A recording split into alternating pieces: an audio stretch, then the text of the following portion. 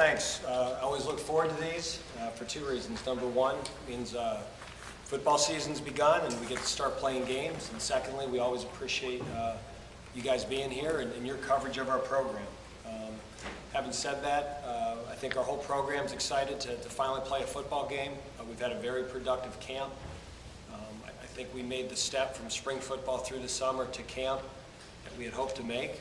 And you know, we're excited to head down to Florida and play a great Florida Gator football program, a program that's in the premier conference in the country. They're very well coached.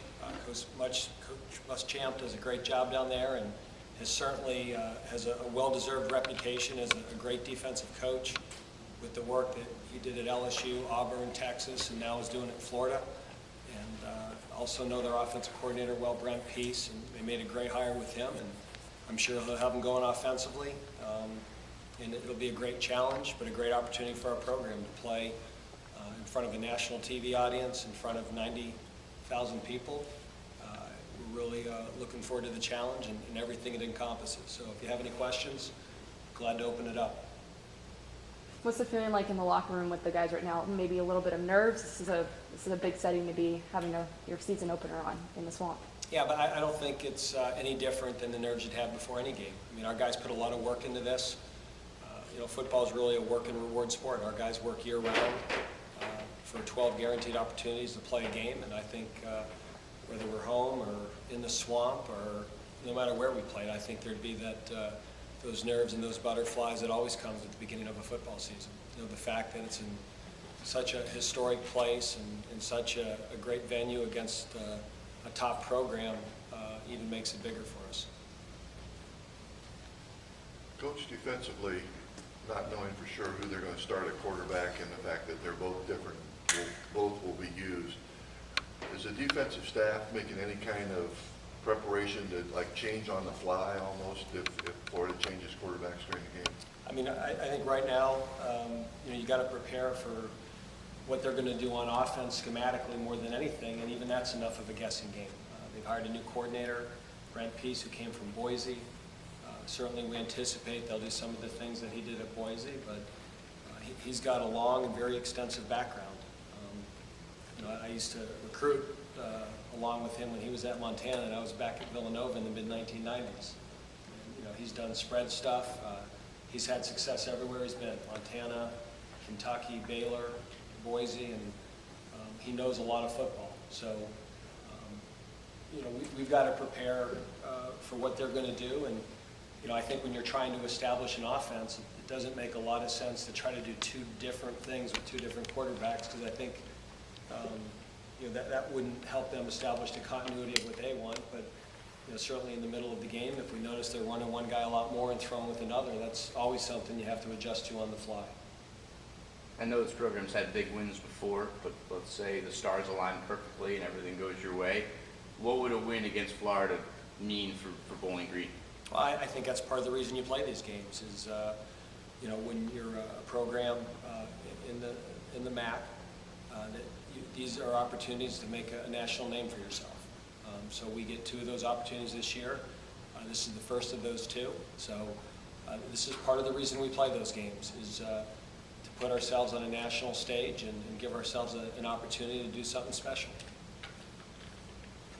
Another part of the reason you play them, Dave, is for the money. Will you talk a little bit? I mean, how does that affect what you guys do to prepare for that game and how you prepare for the season? Well, it doesn't. I don't think it affects at all how we prepare for the game. I mean, it's a financial reality in this league that almost every school in our conference plays one or two games like this, and you know, but we don't.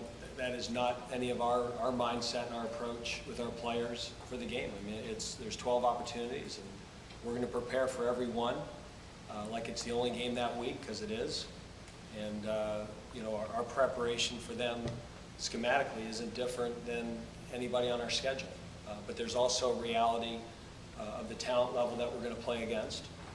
So, you know, we try to focus on the things we control. We can't control how many people are there. We can't control what the weather is. We don't control how loud it's going to be. What we control is our preparation.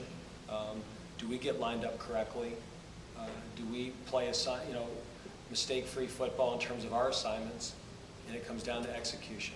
And again, when you play a team of this caliber, of this talent level, sometimes those one-on-one matchups are a little bit more challenging to win. But I have a lot of confidence that our guys are going to go down there and fight and compete.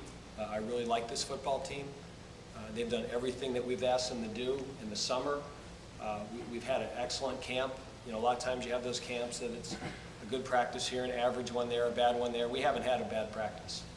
This group's capacity to work is really, really good. You know, I'm proud of this football team, and we know it's a great challenge, but I'm confident we're going to go down there and compete and fight. The money may not affect the players' preparation, but definitely has put your mind at ease in some respects when it comes to the budget, what you're able to do with the football team and administration-wise, too. You know, that's our athletic director, Greg Christopher. You know, he handles the budget, and he has certainly given us enough resources as a football program to be successful. And if playing games like this helps, then we're on board. So, you know, again, it's a reality in this league. If you look in our conference, everybody plays these games. We're no different. And, you know, it's the way it is. But again, you can complain about it or you can embrace it, and we're going to embrace it. It's a great opportunity for our program, again, to play in a great venue, to play on national TV, and we're excited to do that. For you to oversee the preparation for a game like this, is it overwhelming to try to prepare for a school like Florida, to look at what they've got and try to find a weakness? Yeah, I mean, I think with every football team, though, it's relative. I mean, every team you play, that you know, they're good in this area, they might not be good, and that's why you watch film, and that's why you study film and break them down, and that's why you game plan. And again, you know, the better teams, those matchups are more difficult to exploit.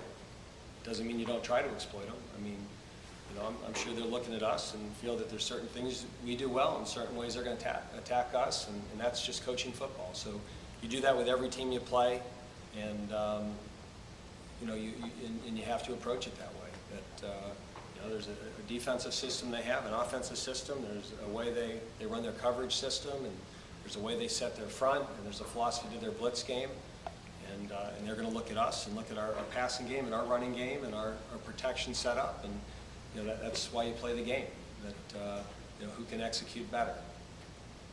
How many game films do you exchange with them? Is it 3 or? And we have their whole season. Yeah, and they have your whole season? Yeah, I'm sure they got them. Okay. You know, it wasn't like we called each other and said we'll give you everything. Okay. We found ways, and they found ways, and we, you know, against, you know, we had to study some of what they did at Boise, obviously, some of what they did last year.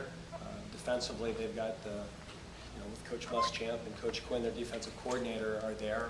There's certainly going to be more continuity on the defensive side of the ball. So, but I'm sure they made adjustments and tweaks, and that's what you do in the offseason. You go out and you look at what you did, you know, what you did well, what you didn't do well, how you can improve it.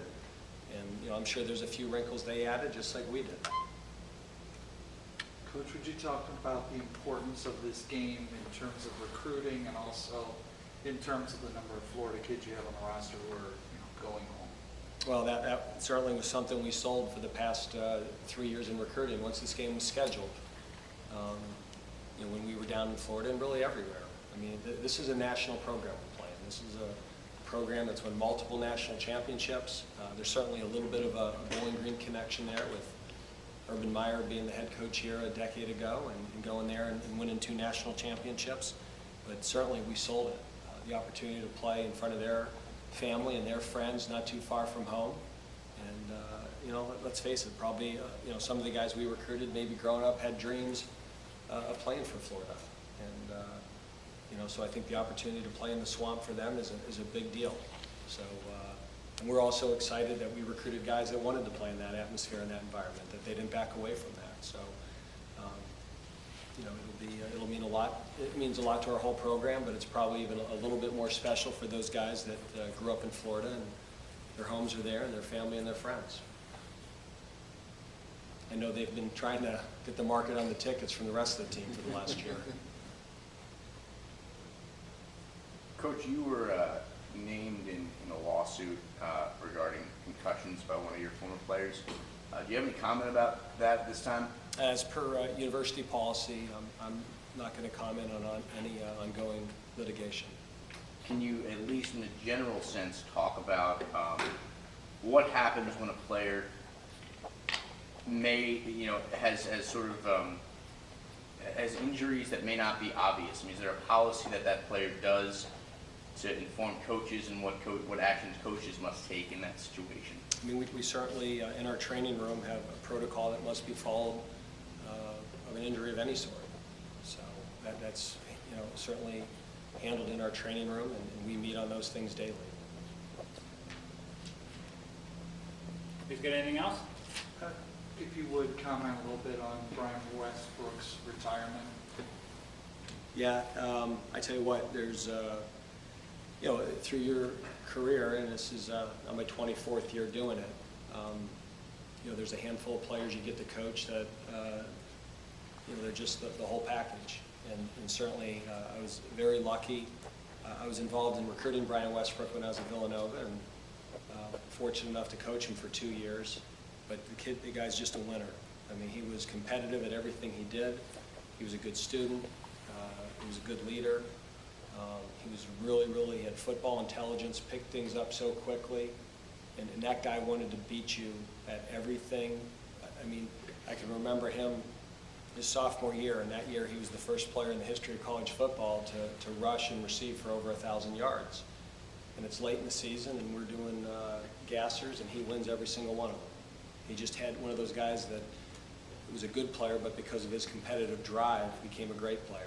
And very proud of him, and I really enjoyed watching him for the last decade. But he was a great player, a good person, and one of those guys that truly deserved everything that he accomplished. He worked for it. On the teleconference the other day, I think someone asked you, how do you replicate playing in the swamp? And you said something like, haven't been able to bring in 100,000 people in. If you've been playing music, and I guess what I'm specifically trying to get, which more distracting music have you used, like one of the players' iPods or your own? Well, they don't. I used one of mine last year. They didn't like that music.